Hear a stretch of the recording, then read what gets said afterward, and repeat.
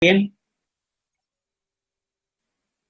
Recordarán los que acompañaron la semana pasada que hablábamos de una opción que tenían las personas morales para calcular el impuesto conforme a este estímulo, ¿sí? Vimos que para ello la persona moral tenía que ser de las que tributan en el título 2, ¿sí? Régimen general de ley, que deben estar constituidas únicamente por socios personas físicas, ¿sí? Y que los ingresos en el ejercicio inmediato anterior de esta persona moral no hayan rebasado los 5 millones de pesos. Ahí vimos esos requisitos, también vimos que no podían optar por pagar el impuesto conforme a este estímulo aquellas personas morales que componen el sistema financiero, aquellas personas morales que tengan socios que a su vez sean socios de otra persona moral y tengan el control sobre esa persona moral, es decir, administrador único, socio mayoritario, etcétera, ¿verdad? Ni tampoco las personas morales que ya hubieran optado por este estímulo y hubieran dejado de aplicarlo. Entonces, estuvimos viendo ahí un poquito respecto de esos requisitos, ¿verdad? A final de cuentas, estas personas morales, al momento de realizar el cálculo anual, ¿sí? La presentación de la declaración anual, no tenían que realizar el ajuste anual por inflación, que todas las personas morales, como las personas físicas, les comentaba yo en aquel entonces, la persona física no realiza un ajuste anual por inflación, y en el caso de estas personas morales que vayan que opten por pagar el impuesto conforme a este estímulo, tampoco hacen el cálculo del ajuste anual por inflación. Vimos que acumulan los ingresos cuando efectivamente se perciben, ¿se acuerdan? A diferencia del título, ¿no? Esa es la primera diferencia. Título 2 acumulas la totalidad de ingresos, ¿sí? Aquí hasta que efectivamente reciben. Y de igual forma, las deducciones se consideran cuando efectivamente se eroguen. ¿Se acuerdan? Veíamos esa cuestión. Luego entonces estamos hablando de una forma de tributar parecido a una persona física, ¿no? Parecido, ¿sí? En donde se deducen las compras y no el costo de lo vendido. ¿Recuerdan que vimos eso? También veíamos que las inversiones se deducen vía depreciación, pero veíamos las inversiones que no estuvieran efectivamente erogadas, es decir, que no estén completamente pagadas, no importa, ya las puedes depreciar, ¿sí? Entonces, esas eran algunas de las distinciones que hay entre tributar en el título 2, ¿verdad?, a hacerlo conforme a este estímulo fiscal que estamos viendo en la tarde de hoy. Y vimos también un ejemplo de cómo se calcula un pago provisional, ¿sí? Y veíamos que por regla general nos decía que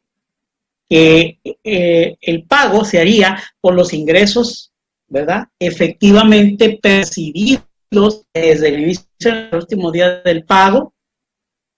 Pusimos el ejemplo de marzo, y bueno, decíamos, desde el 1 de enero hasta el 31 de marzo, los ingresos, los efectivamente percibidos nada más. Luego, se le restan las deducciones autorizadas efectivamente erogadas en el mismo periodo.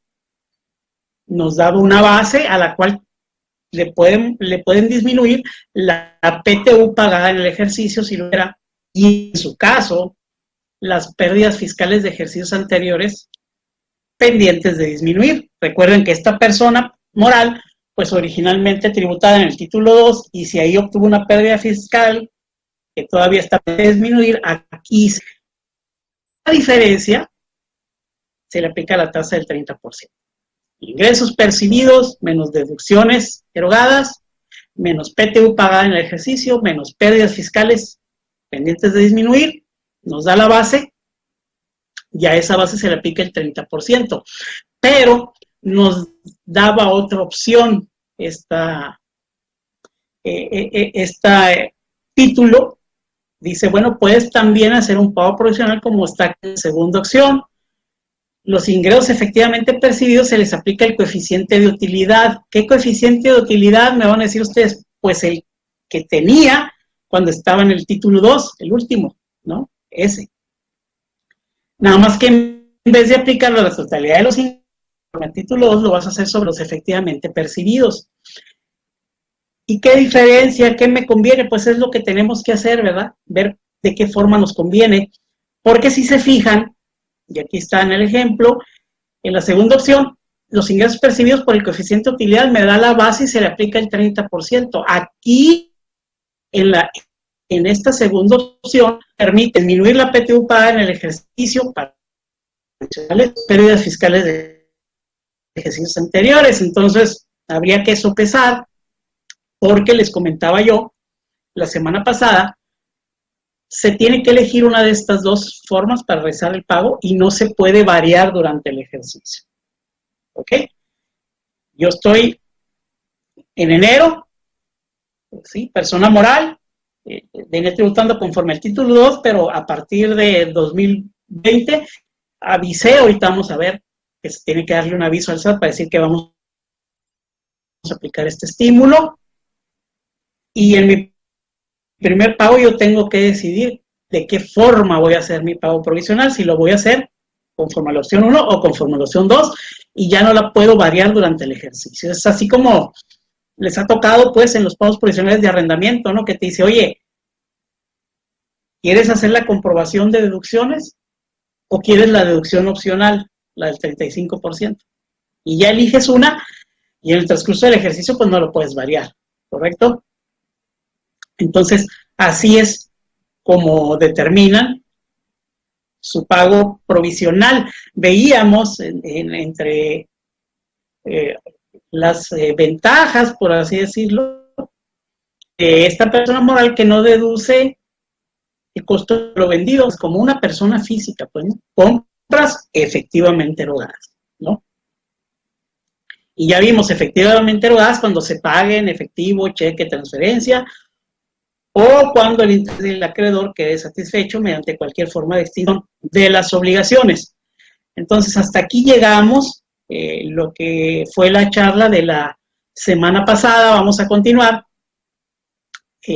todavía con la ley del impuesto de la renta. Recuerden, este estímulo comienza con el artículo 196, ¿no?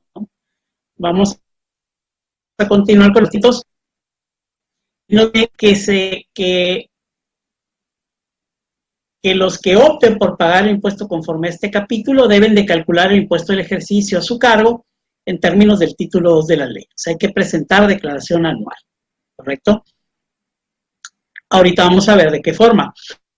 Cuando las personas morales que tributan este capítulo distribuyan dividendos a sus socios accionistas, pues se va a estar expuesto en el 140 de la ley. Es decir, exactamente igual que una persona moral del título 2. ¿Sí? Eso es igual. Cuando la persona moral deje de aplicar lo dispuesto en este capítulo, vamos a suponer, puede ser por dos razones, ¿no? Que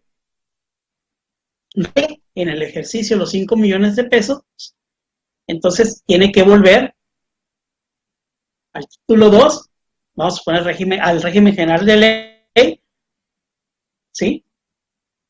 O bien, apliqué durante este ejercicio el estímulo fiscal y resulta que pues no me convenció, ¿sí? Entonces me quiero regresar a título 2, es lo que se tiene que, los contribuyentes que dejen de aplicar lo dispuesto en este capítulo deben cumplir con las obligaciones previstas en el título 2 de la ley a partir del ejercicio inmediato siguiente al en que decidan dejar dicha opción o que no cumplan con los requisitos. ¿sí? Ya vimos cuáles eran los requisitos. Se da algún supuesto, pues el